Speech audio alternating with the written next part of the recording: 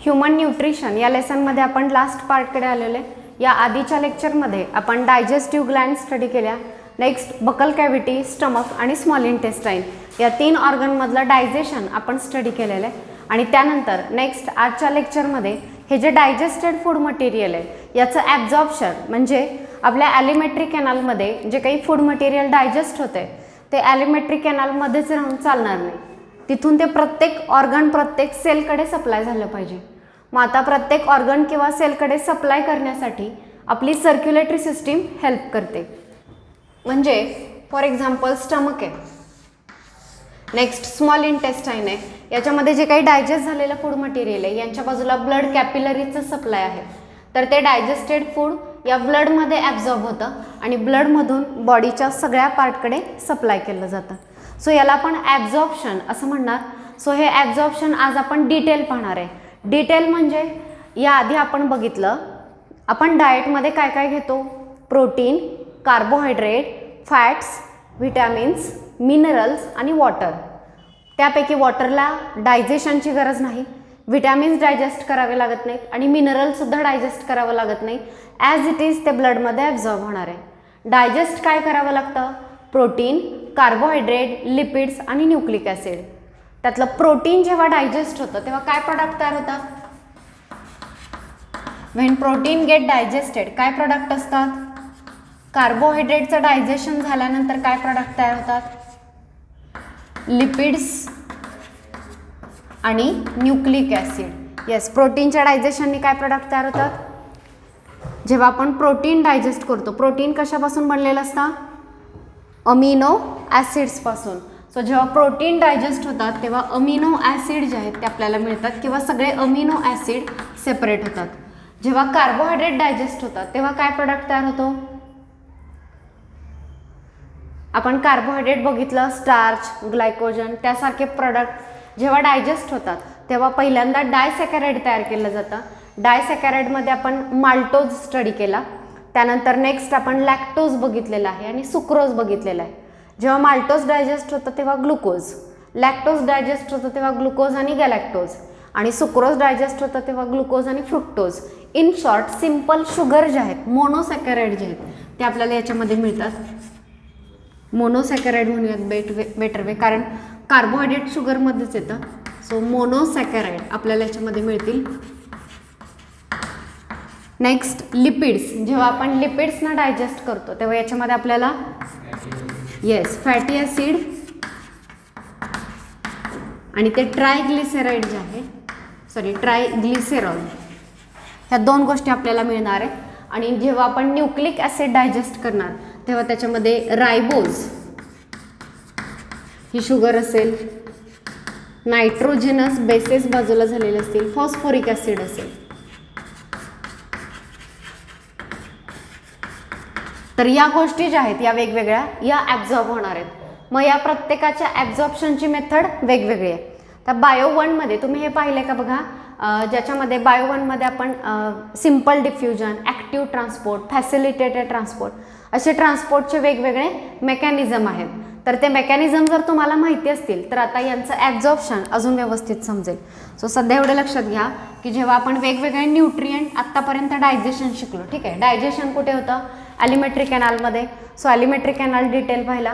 त्यानंतर या डायजेशनला digestive glands help करतात. सो सलायवरी ग्लँड, लिव्हर, पॅनक्रियाज हे आपण पाहिलं. मग डायजेशन कोणत्या ऑर्गनमध्ये कशाचं डायजेशन होतं हे बघितलं.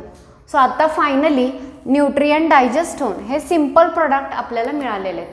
मग आता हे जे प्रोडक्ट्स आहेत वेगवेगळे यांचं ॲब्झॉर्प्शन कसं केलं जातं, सो हे आपण नेक्स्ट बघतोय. सो बघा, फर्स्ट काही अमिनो ॲसिड आणि ग्लुकोज यासारख्या ज्या गोष्टी आहेत and some electrolyte like chloride, iron are absorb by the simple diffusion. So आता लिहिताना कसं लिहिणार बघा, मेथडचं नेम लिहायचं. फर्स्ट सिम्पल डिफ्युजन, सिम्पली मेम्ब्रेनमधून डिफ्यूज होणं, डिफ्यूज होऊन ह्या गोष्टी सेलच्या किंवा ब्लडच्या आतमध्ये एंटर करणार आहेत. सो डिफ्युजन कोणाकोणाचं होतं त्यांचं नेम लक्षात ठेवावं लागेल. सो ग्लुकोजचं होतं, नेक्स्ट अमिनो ॲसिडचं होतं, electrolyte like chloride ion, okay, so या सगळ्या गोष्टी कोणत्या मेथडनी ॲब्झॉर्ब होणार आहे? सिम्पल डिफ्युजन या मेथडनी यांचं ॲब्झॉर्प्शन केलं जाणार आहे. So first, complex food material digest करून सिम्पल प्रोडक्ट काय तयार झालेत तर ते बघा. तर या प्रोडक्टमधलं अमिनो ॲसिड इथं लिहिलं आपण, मोनोसॅकराइडमध्ये ग्लुकोज येतं आणि काही आयन जे आहेत, इलेक्ट्रोलाइट, क्लोराईड जे आहेत, हे सिम्पल डिफ्युजननी ॲब्झॉर्ब होतात. सो नेम लक्षात ठेवा, सिम्पल डिफ्युजन, आणि याने ग्लुकोज, अमिनो ॲसिड आणि क्लोराईड सारखे आयन ॲब्झॉर्ब होतात. त्यानंतर सेकंड आहे फॅसिलिटेटेड ट्रान्सपोर्ट, आणि या पॉईंटवरती नीटला क्वेश्चन विचारलेला आहे. फॅसिलिटेटेड ट्रान्सपोर्ट. ओके, आता ही ट्रान्सपोर्टची दुसरी मेथड आहे. फॅसिलिटेटेड ट्रान्सपोर्ट या मेकॅनिझमनी किंवा या मेथडनी काय काय ॲब्झॉर्ब केलं जातं? तर फॅसिलिटेटेड ट्रान्सपोर्ट या मेथडनी काही अमिनो ॲसिड, कुठेही तुम्हाला अमिनो ॲसिडचे नेम नाही आहेत, इथंही तुम्हाला अमिनो ॲसिड सांगितलं होतं, तिथंही काही अमिनो ॲसिड आणि फ्रुक्टोज, सगळ्यात महत्त्वाचं fructose, some amino acid and fructose, these two things are absorbed by facilitated transport. So नीटला जो क्वेश्चन विचारला होता तो फ्रुक्टोजवरती होता की दिलेल्या ऑप्शनमधली कोणती गोष्ट फॅसिलिटेटेड ट्रान्सपोर्टनी ॲब्झॉर्ब केली जाते, आणि ऑप्शनमध्ये फ्रुक्टोज हे आन्सर होतं. सो हे तुम्हाला व्यवस्थित लक्षात ठेवायचं आहे, कारण फॅसिलिटेटेड ट्रान्सपोर्टनी दुसरी कुठली शुगर ट्रान्सपोर्ट होत नाही, त्याच्यामध्ये फक्त फ्रुक्टोज आहे. त्यानंतर नेक्स्ट बघा, in this method carrier and like sodium bring about absorption. Okay, काही याच्यामध्ये जे आहेत ते सोडियमसारखे जे आयन आहेत ते फ्रुक्टोजचा ट्रान्सपोर्ट करत असतात, किंवा सोडियमच्या मदतीनं, समजा ही ब्लड कॅपिलरी आहे आणि याच्यामध्ये फ्रुक्टोज ॲब्झॉर्ब करायचं आहे, तर सोडियमच्या मदतीनं ह्या फ्रुक्टोजचं ॲब्झॉर्प्शन केलं जातं, म्हणून याला म्हणायचं फॅसिलिटेटेड ट्रान्सपोर्ट, दुसऱ्याच्या मदतीनं फॅसिलिटेट केलेला transport. So it is facilitated transport. त्यानंतर नेक्स्ट आहे ॲक्टिव्ह ट्रान्सपोर्ट. ओके, ॲक्टिव्ह म्हणजे ज्या ट्रान्सपोर्टमध्ये ATPची एनर्जी यूज केली जाते, ATP इज यूज्ड. जो ट्रान्सपोर्ट करण्यासाठी ATP ही एनर्जी यूज केली जाते तर त्या ट्रान्सपोर्टला आपण ॲक्टिव्ह ट्रान्सपोर्ट असं म्हणतो. आणि ॲक्टिव्ह ट्रान्सपोर्ट जे आहे याच्यामध्ये मेनली सोडियम हा जो आयन आहे हा ॲक्टिव्ह ट्रान्सपोर्टनी ॲब्झॉर्ब केला जातो. So sodium ion absorb by active transport. Active transport या मेथडनी सोडियम आयन जे आहेत ते ॲब्झॉर्ब केले जाणार आहेत. त्यानंतर नेक्स्ट वॉटरचं सुद्धा ॲब्झॉर्प्शन केलं जाईल. So in concentration gradient, in concentration gradient. Okay, आता दोन वर्ड असतात, in concentration gradient and against concentration gradient. बघा, फॉर एक्झाम्पल इथे एक बीकर आहे, मध्ये सेमी परमिएबल मेम्ब्रेन आहे. या मेम्ब्रेनच्या एका बाजूला इकडे वॉटरची लेवल जास्त आहे आणि या बाजूला वॉटरची लेवल कमी आहे. तर या ठिकाणी वॉटर जे आहे ह्या मेम्ब्रेनमधून आपोआप पास होणार आहे या एका बाजूकडून दुसऱ्या बाजूकडे, आणि पास होताना ते कुठून कुठे जाणार? हायर लेवलकडून लोअर लेवलकडे. सो हा जो ट्रान्सपोर्ट आहे याला म्हणायचं इन कॉन्सन्ट्रेशन ग्रॅडियंट. कॉन्सन्ट्रेशनच्या ग्रॅडियंटनुसार, ग्रॅडियंट या शब्दाचा अर्थ होतो एकीकडे कमी असणं आणि एकीकडे जास्त असणं. असं असेल तेव्हा त्याला आपण म्हणतो ग्रॅडियंट. आणि इन कॉन्सन्ट्रेशन ग्रॅडियंटमध्ये जिकडं हायर वॉटर आहे तिकडून जिकडे वॉटर लो आहे तिकडं फ्लो होणं, हे झालं इन कॉन्सन्ट्रेशन ग्रॅडियंट. आणि अगेन्स्ट कॉन्सन्ट्रेशन ग्रॅडियंट म्हणजे एका बाजूला पाणी कमी आहे आणि दुसऱ्या बाजूला जास्त आहे, तर जाताना ॲक्च्युली कुठून कुठे जाणार? जास्तकडून कमीकडे. पण आपल्याला तसं न्यायचं नाही आहे, जिकडे कमी आहे तिकडूनच जिकडं जास्त आहे तिकडं न्यायचं आहे. म्हणजे हे कसं झालं? Against concentration gradient. हे असं वॉटर आपोआप जाणार नाही, त्याला कशाची तरी एनर्जीची मदत. म्हणजे बघा, उंचावरचं पाणी आपोआप खाली येईल पण खालचं पाणी आपोआप वरती जाणार नाही. वरती जर न्यायचं असेल तर आपल्याला मोटरची मदत घ्यावी लागेल, बरोबर. सो त्याच पद्धतीनं या ठिकाणी केलं जातं. सो या ठिकाणी इन कॉन्सन्ट्रेशन ग्रॅडियंटमध्ये वॉटरचा ट्रान्सपोर्ट होतो. म्हणजे डायजेस्टेड न्यूट्रियंटमध्ये वॉटर जास्त आहे आणि ब्लडमध्ये कमी आहे. सो तिकडून ब्लडमध्ये कॉन्सन्ट्रेशन ग्रॅडियंटनुसार ते आपोआप ॲब्झॉर्ब होणार आहे. सो किती मेथड सांगितल्या? Simple diffusion, facilitated transport, active transport and in concentration gradient. इथपर्यंत समजलं का? बघा, येस. सिम्पल डिफ्युजननी काय काय आलं आहे? ग्लुकोज, अमिनो ॲसिड्स आणि इलेक्ट्रोलाइट लाईक क्लोराईड. क्लोराईड हा वर्ड लक्षात ठेवायचा. क्लोराईड जो आहे तो कसा आलेला आहे, सिम्पल डिफ्युजनने आलेला आहे. फॅसिलिटेटेड ट्रान्सपोर्टमध्ये फ्रुक्टोज महत्त्वाचा, फॅसिलिटेटेडमध्ये एफ येतोय आणि फ्रुक्टोजमध्ये सुद्धा एफ. सो त्यावेळी लक्षात ठेवा फ्रुक्टोज फॅसिलिटेटेड ट्रान्सपोर्टनी आणि काही अमिनो ॲसिड्ससुद्धा येतात. ॲक्टिव्ह ट्रान्सपोर्ट सोडियम आयन जे आहे ते ॲक्टिव्ह ट्रान्सपोर्टनी येतं, क्लोराईड आयन सिम्पल डिफ्युजन येतं. ते दोन्ही लक्षात ठेवा. आणि वॉटर जे आहे ते इन कॉन्सन्ट्रेशन ग्रॅडियंट, कॉन्सन्ट्रेशनच्या ग्रॅडियंटनुसार हायर टू लोअर आपोआप वॉटर जे आहे ते ट्रान्सपोर्ट केलं जातं. आता सगळ्यात महत्त्वाचा ट्रान्सपोर्ट आहे मोनोग्लिसराईडचा किंवा त्या फॅटी ॲसिडचा.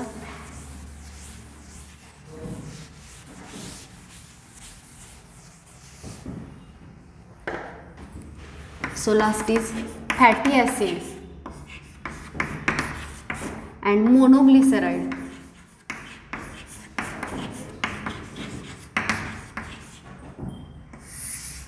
ओके, ह्या दोन गोष्टी कशा ट्रान्सपोर्ट होतात तर हे आपण पाहतोय.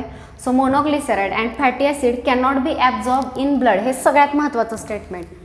Not absorb in blood. Fatty acid monoglyceride जे काही डायजेशननी तयार झालेले आहेत हे डायरेक्ट ब्लडमध्ये ॲब्झॉर्ब होत नाहीत. ओके, सो ब्लडमध्ये ॲब्झॉर्ब केले जाणार नाहीत. मग कुठे ॲब्झॉर्ब केले जातील तर बाजूला लिम्फ वेसल किंवा लॅक्टियल असते तर त्याच्यामध्ये ते ॲब्झॉर्ब केले जातात. मग आता ॲब्झॉर्ब कसे होतात तर सगळ्यात फर्स्ट मायसेल तयार केले जातात. आता मायसेल सगळ्यांनी समजून घ्या. They dissolve in the centre of spherical aggregate form by the bile salt. So bile salt form spherical aggregate called micelle. Spherical aggregate तयार केला जातो म्हणजे या पद्धतीनं. सो स्पेरिकल स्ट्रक्चर तयार केलं जातं. स्पिअर लाईक जसं एखादा बॉल असतो. बाईल सॉल्ट असं स्पेरिकल ॲग्रिगेट तयार होतो आणि याच्या सेंटरला फॅटी ॲसिड किंवा मोनोग्लिसराईड जे ते याच्यामध्ये प्रेझेंट असतात. मग बघा, जर हे तुमचं स्मॉल इंटेस्टाईन असेल आणि या बाजूला ही लिम्फ वेसल. सो तुम्हाला आधीच सांगितलं की फॅटी ॲसिड ब्लडमध्ये ॲब्झॉर्ब होत नाहीत. कुठे ॲब्झॉर्ब केले जातात, लिम्फमध्ये ॲब्झॉर्ब केले जातात. ॲब्झॉर्ब करतानाही डायरेक्ट नाही, असे मायसेल तयार केले जातात. ठीक आहे, हे मायसेल पहिल्यांदा हे स्मॉल इंटेस्टाईनचं मेम्ब्रेन क्रॉस करतील.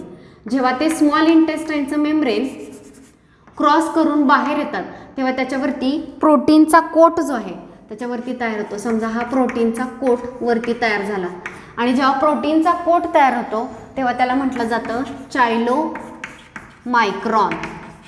आणि हे जे चायलो मायक्रॉन आहेत नंतर त्या लिम्फ वेसलमध्ये एंटर होतात आणि लिम्फ वेसलमधून ते ब्लडमध्ये येतात. सो मायसेल आणि चायलो मायक्रॉन या पॉईंटवरती क्वेश्चन विचारला जाऊ शकतो. सो काय आहे पुन्हा एकदा समजून घ्या. फॅटी ॲसिड आणि मोनोग्लिसराईड कुठे ॲब्झॉर्ब होत नाहीत, ब्लडमध्ये डिरेक्टली ॲब्झॉर्ब होत नाहीत. कुठे ॲब्झॉर्ब होणार आहेत, तुमच्या लिम्फमध्ये ॲब्झॉर्ब होणार आहे. लिम्फ माहिती आहे का बघा सगळ्यांना, लिम्फमध्ये ॲब्झॉर्ब होणार आहेत. मग आता लिम्फमध्ये तरी कसे ॲब्झॉर्ब होतात, बाईल सॉल्ट जे बाईल पिगमेंटमध्ये रिलीज झालेले बाईल सॉल्ट असतात त्यांचा असा स्फेरिकल ॲग्रिगेट तयार होतो आणि यांच्या सेंटरला काय आहे ते फॅटी ॲसिड आहे. ठीक आहे, असं आतमध्ये पॅक केलं जातं फॅटी ॲसिडला. या स्ट्रक्चरला म्हणायचं मायसेल. सो मायसेल ही टर्म लक्षात ठेवा. नेक्स्ट मायसेल काय क्रॉस करणार आहे, so micelle then transported into micelle enters into intestinal villi. म्हणजे या इंटेस्टाईनच्या व्हिलायमध्ये हा मायसेल एंटर करतो. So next micelle enter in intestinal villi. इंटेस्टाईनच्या व्हिलायमध्ये मायसेल एंटर करेल. सो इंटेस्टाईनच्या वॉलमध्ये जेव्हा तो एंटर करतो आणि वॉलच्या बाहेर पडतो तेव्हा त्याला प्रोटीननी कोट केलं जातं. Then it is coated by protein. आणि प्रोटीननी जे कोट केलेलं आहे त्याला म्हटलं जातं चायलो मायक्रॉन. आणि हा जो चायलो मायक्रॉन आहे तो नंतर लिम्फ वेसलमध्ये ॲब्झॉर्ब केला जातो. So chylomicron get absorb in lymph लिम्फमध्ये नंतर तो ॲब्झॉर्ब होतो. सो फॅटी ॲसिडचं ॲब्झॉर्प्शन इतर सगळ्या गोष्टींच्या ॲब्झॉर्प्शनपेक्षा एकदम वेगळं आहे. ठीक आहे, तर हे व्यवस्थित लक्षात घ्या. आपण एकदा रिपीट करूया. फर्स्ट सिम्पल डिफ्युजन, याच्यामध्ये काय सांगितलं, अमिनो ॲसिड, ग्लुकोज आणि इलेक्ट्रोलाइट लाईक क्लोराईड आयन, ह्या 3 गोष्टी सिम्पल डिफ्युजननी ब्लडमध्ये ॲब्झॉर्ब होतात. नेक्स्ट फॅसिलिटेटेड ट्रान्सपोर्टमध्ये फ्रुक्टोज आणि काही अमिनो ॲसिड्स येतात. ॲक्टिव्ह ट्रान्सपोर्ट म्हणजे ज्या ट्रान्सपोर्टमध्ये ATPची एनर्जी वापरली जाते त्या ट्रान्सपोर्टनी सोडियम आयन जो आहे तो ॲब्झॉर्ब केला जातो. नेक्स्ट इन कॉन्सन्ट्रेशन ग्रॅडियंट, कॉन्सन्ट्रेशनच्या ग्रॅडियंटमध्ये वॉटर ट्रान्सपोर्ट जो आहे तो होतो, म्हणजे वॉटर हायर लेवलकडून लोअर लेवलकडे आपोआप ट्रान्सपोर्ट होतं, त्याला इन कॉन्सन्ट्रेशन ग्रॅडियंट ट्रान्सपोर्ट म्हणायचं. आणि सगळ्यात शेवटी फॅटी ॲसिड आणि monoglyceride, these are not directly absorb in the blood. How they absorb, see first bile salt form spherical aggregate called micelle, okay, and within that micelle these fatty acids are present. Now when this micelle enters into the intestinal villi, they get coated with protein, and when they get coated with protein, this structure is called as चायलोमायक्रॉन. म्हणजे आधीचं जे मायसेल आहे त्याच्यावरती प्रोटीनचे coat तयार होतात. जेव्हा ते विलाय क्रॉस करून बाहेर येत असतात तेव्हा त्याच्यावरती प्रोटीनचे कोट तयार होतात आणि आता या स्ट्रक्चरला चायलोमायक्रॉन असं म्हटलं जातं. आणि हे स्ट्रक्चर मग लिम्फमध्ये ॲब्झॉर्ब होतं आणि नंतर लिम्फ जेव्हा ब्लडमध्ये मिक्स होईल तेव्हा ते ब्लडमध्ये रिटर्न, सो डायरेक्ट ब्लडमध्ये येत नाही, लिम्फमधून ते ब्लडमध्ये येतं. सो हे ॲब्झॉर्प्शनमध्ये तुम्हाला हे पॉईंट या ठिकाणी लक्षात ठेवायचे. Absorption of nutrient in alimentary canal. आता वेगवेगळ्या पार्टमध्ये म्हणजे बॉडीच्या वेगवेगळ्या पार्टमध्ये वेगवेगळ्या गोष्टी ॲब्झॉर्ब होतात. सो कुठे काय ॲब्झॉर्ब होतं ते आपण पाहणार आहोत. सो हे पहिल्यांदा बघा.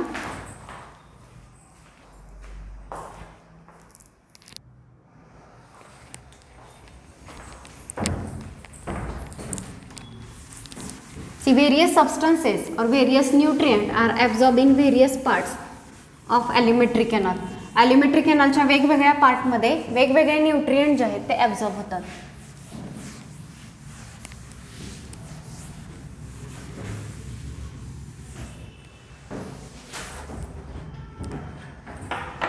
सो याच्यामध्ये सगळ्यात first end product of digestion जे ॲब्झॉर्ब केले जातात ते कुठे ॲब्झॉर्ब होतात, तर म्युकोजल लायनिंग ऑफ alimentary canal.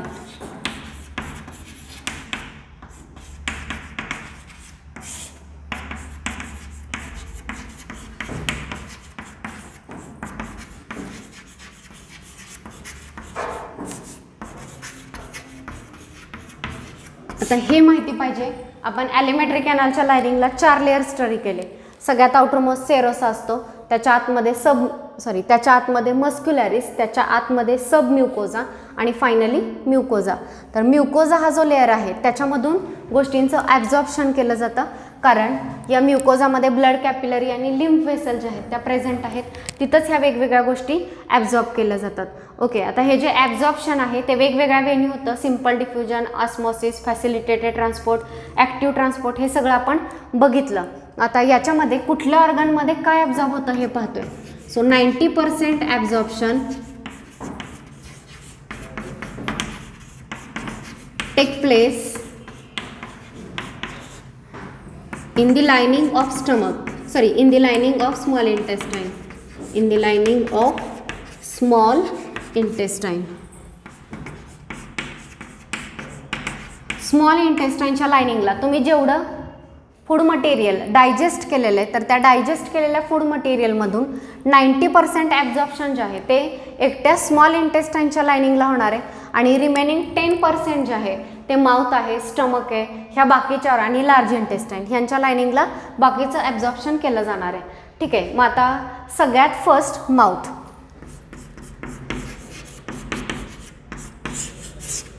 माउथपासूनच ॲब्झॉर्प्शनला सुरुवात झालेली आहे. So absorption take place through mucosa of the mouth and lower side of the tongue. माउथचा जो म्युकोज आहे त्याच्यामधून आणि लोअर टंगचा जो लोअर साईड आहे, तर या दोन्ही गोष्टींमधून गोष्टी ॲब्झॉर्ब होतात.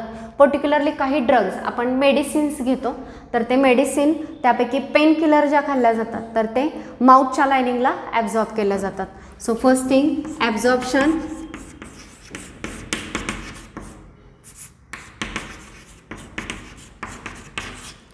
take place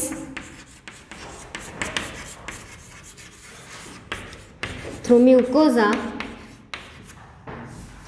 of mouth and lower side of टंग.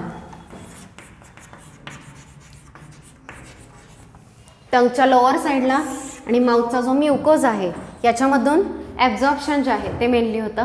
आणि याच्यामध्ये मी तुम्हाला आत्ताच सांगितलं drugs like certain pain killers ज्या आहेत त्या माउथच्या लायनिंगला ॲब्झॉर्ब होतात. सो बघा ड्रग्ज लाईक पेन किलर म्हणजे माउथच्या लायनिंगला काय, बाकी तुम्हाला माहिती आहे की जास्त डायजेशनच झालेलं नाही आहे माउथमध्ये. जर जास्त डायजेशनच नाही तर ॲब्झॉर्प्शनचा जास्त प्रश्न येत नाही. तरीही माउथमध्ये जे आपण ड्रग्ज घेतो आहे त्यापैकी पर्टिक्युलरली काही टाईपच्या पेन किलर जे आहेत त्या माउथच्या लायनिंगलाच ॲब्झॉर्ब होतात. त्यानंतर माउथ नंतरचा सेकंड ऑर्गन आहे स्टमक.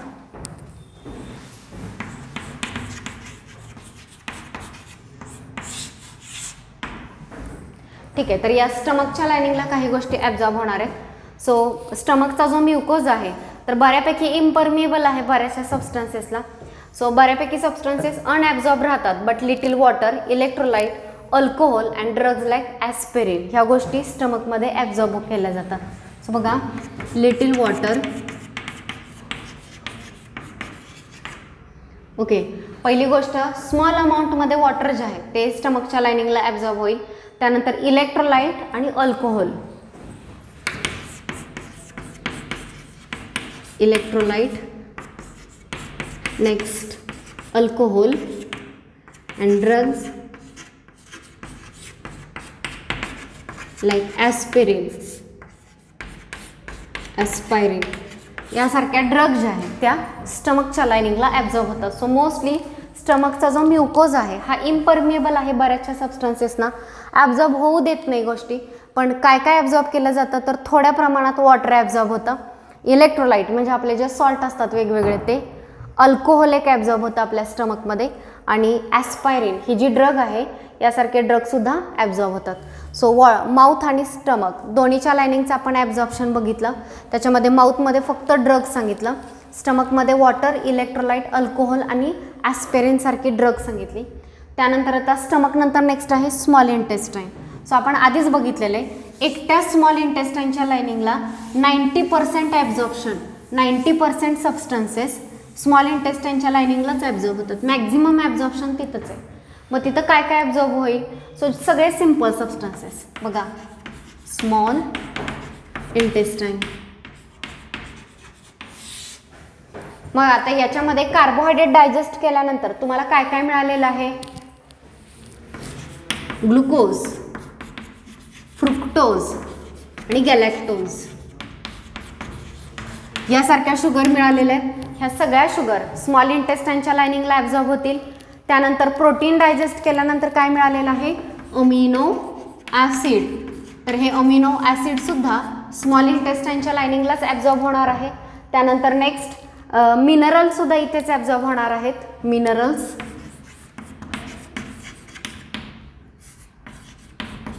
नेक्स्ट वॉटर सोल्युबल व्हिटॅमिनसुद्धा इथेच ॲब्झॉर्ब होतात, वॉटर सोल्युबल व्हिटॅमिन्स हेही स्मॉल इंटेस्टाईनच्या लायनिंगलाच ॲब्झॉर्ब केलं जाणार आहे. ओके, आणि लिपिड आणि फॅट सोल्युबल व्हिटॅमिनसुद्धा या ठिकाणी ॲब्झॉर्ब होणार आहेत. पण वॉटर सोल्युबल व्हिटॅमिन जे आहेत ते डायरेक्टली ब्लडमध्ये जातात आणि लिपिड आणि फॅट सोल्युबल जे व्हिटॅमिन आहेत ते लिम्फ वेसलमध्ये ॲब्झॉर्ब होतात. So water soluble vitamin absorb in blood. Fat soluble vitamin कोणते,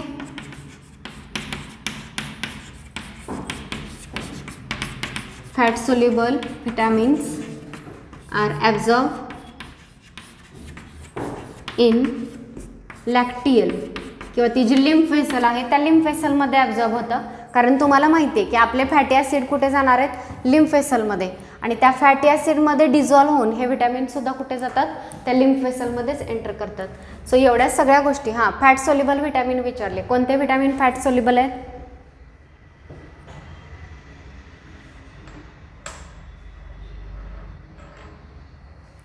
ADEK हे जे व्हिटॅमिन्स आहेत यांना फॅट सोल्युबल व्हिटॅमिन असं म्हटलं जातं. सो स्मॉल इंटेस्टाईनमध्ये काय काय ॲब्झॉर्ब झालं, कार्बोहायड्रेटला डायजेस्ट केल्यानंतर तयार झालेले glucose, fructose, galactose. Next protein digest करून तयार झालेले amino acid. Next minerals, water soluble vitamin आणि फॅट सोल्युबल व्हिटॅमिन म्हणजे सगळ्या प्रकारचे व्हिटॅमिन. हे सगळं स्मॉल इंटेस्टाईनच्या लायनिंगला झालेलं ॲब्झॉर्प्शन आहे. आणि फायनली लार्ज इंटेस्टाईन. लार्ज इंटेस्टाईनमध्ये काय काय ॲब्झॉर्ब होतं बघा.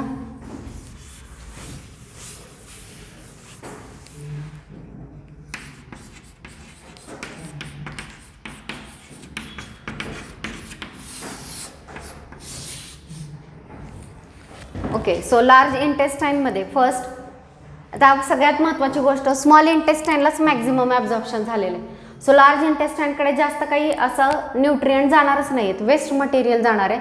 सो त्या वेस्ट मटेरियलमध्ये जर एक्सेस वॉटर असेल तर ते वॉटर ॲब्झॉर्ब केलं जाईल. त्यात इलेक्ट्रोलाइट्स असतील, वेस्टमध्ये जर इलेक्ट्रोलाइट गेलेले असतील, कोणते इलेक्ट्रोलाइट बघा, सोडियम क्लोराईड सारखे इलेक्ट्रोलाइट जे आहेत ते ॲब्झॉर्ब केले जातात. ठीक आहे. त्यानंतर काही ड्रग्स लार्ज इंटेस्टाईनच्या लायनिंगला ॲब्झॉर्ब होतात. आणि फायनली काही विटॅमिन्ससुद्धा इथे ॲब्झॉर्ब केले जातात, सम विटॅमिन्स.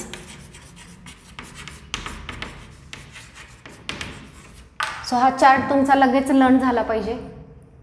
माउथमध्ये माउथचा जो म्युकोज आहे आणि टंगची जी लोअर साईड आहे या दोन ठिकाणाहून ॲब्झॉर्ब केलं जातं. पर्टिक्युलरली पेनकिलर सारख्या ज्या ड्रग्ज आहेत, काही पेनकिलर ते माउथच्या लायनिंगला ॲब्झॉर्ब होतात. स्टमकमध्ये एकतर स्टमकचा म्युकोजा मोस्ट ऑफ दी सबस्टन्सेससाठी इम्परमिएबल आहे, पण तरीही little amount of water, electrolyte, alcohol आणि ॲस्पायरिन सारख्या ड्रग ह्या गोष्टी स्टमकच्या लायनिंगला ॲब्झॉर्ब होतात. स्मॉल इंटेस्टाईनच्या लायनिंगला जवळपास 90% न्यूट्रिएंट तिथेच ॲब्झॉर्ब होणार आहेत. मग त्याच्यामध्ये कार्बोहायड्रेटच्या डायजेशननी तयार झालेलं ग्लुकोज, फ्रुक्टोज, गॅलॅक्टोज, प्रोटीनच्या डायजेशननी तयार झालेलं अमिनो ॲसिड, विटॅमिन्स जे फॅट सोल्युबल आहेत, वॉटर सोल्युबल आहेत, मिनरल्स, ह्या सगळ्या गोष्टी स्मॉल इंटेस्टाईनच्या लायनिंगला ॲब्झॉर्ब होतात.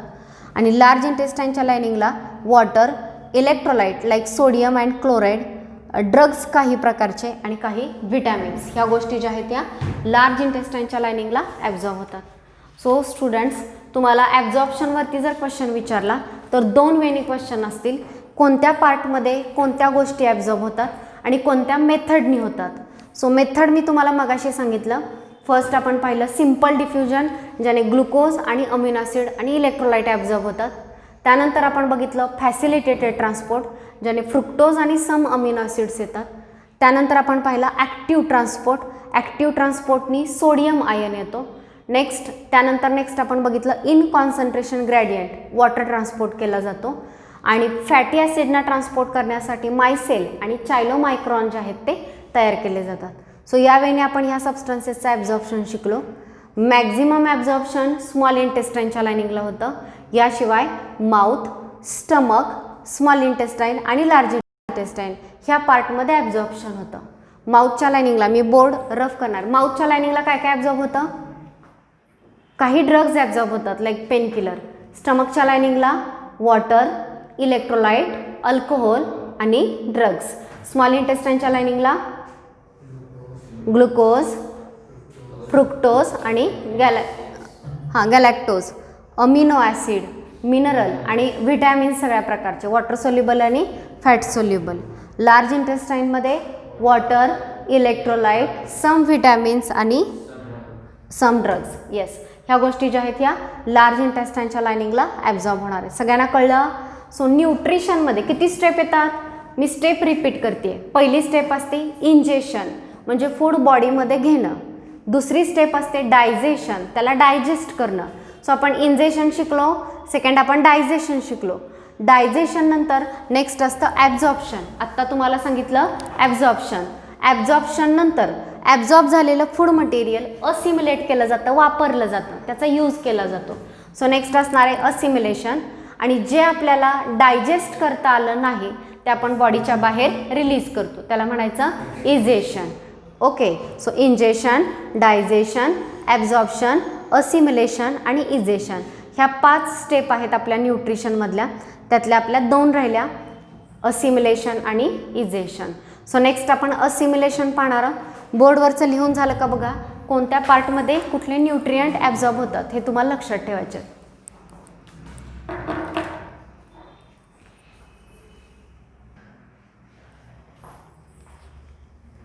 Okay, so next is assimilation.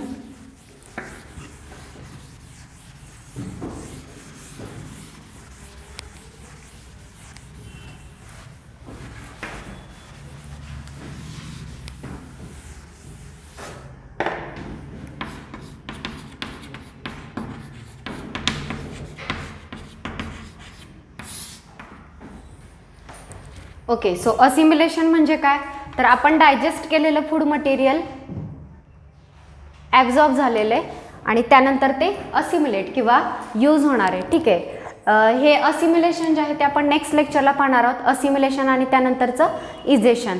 आज आपण इथेच थांबतोय. थँक्यू.